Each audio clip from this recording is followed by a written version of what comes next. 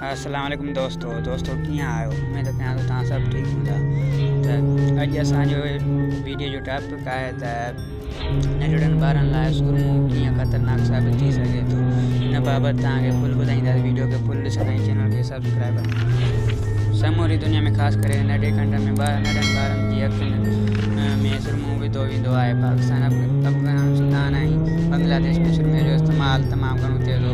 असां वटि आमतौर ते घरनि में उहो तस्वुरु हूंदो आहे त अखियुनि में सुरमो विझण सां नंढनि ॿारनि जी ॾिसण जी सलाहियत तेज़ थिए थी।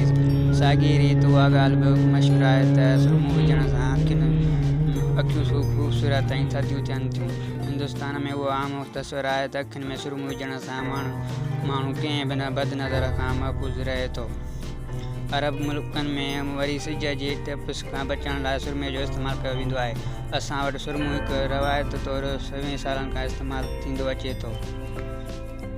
जदीद साइंस मुताबिक़ सुरमे जो इस्तेमालु अखियुनि समेत समूरे जिस्म ते ख़राबु असरु छॾे थो। सुरमे में वॾी मिक़दार में लेड, सल्फर ऐं सिलिकॉन जहिड़ा केमिकल शामिल हूंदा आहिनि, जिन जो वधीक इस्तेमालु इंसानी जी सिहत लाइ हानिकारक साबित थिए थो। जिस्म में पंहिंजी मिक़दार खां वधीक शामिल थियल लेड तमामु ख़राबु असरु छॾे थो। लेड जो वधीक मिक़दार असांजे मेटाबॉलिज़्म जे निज़ाम खे शदीद मुतासिर कंदो आहे, जंहिं सां जिस्म में आयरन जी खोट पैदा थींदी आहे। हाणे उहा ॻाल्हि आसान नमूने सम्झी सघिजे थी त नंढे उमिरि जे ॿारनि जी जिस्म में आयरन जी शदीद ज़रूरत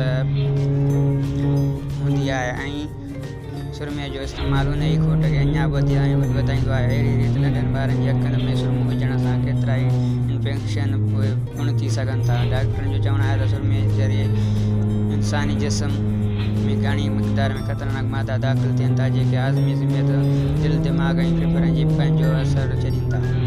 जॾहिं सुरमो अखियुनि धोइण महिल ॿाहिरि निकिरंदो आहे त उहो हिकु भेरो वरी नक ज़रिए इंसानी जिस्म में दाख़िल थी वेंदो आहे।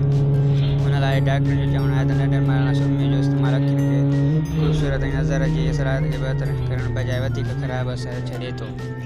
त अगरि तव्हांखे हीउ टॉपिक फुल पढ़णो आहे त तव्हांखे 28 जुलाई जी काविश अख़बार में तव्हांखे टॉपिक मिली वेंदो। तव्हां उते पढ़ी सघो था। अख़बार काविश 28 जुलाई ते। त इहो ई वीडियो।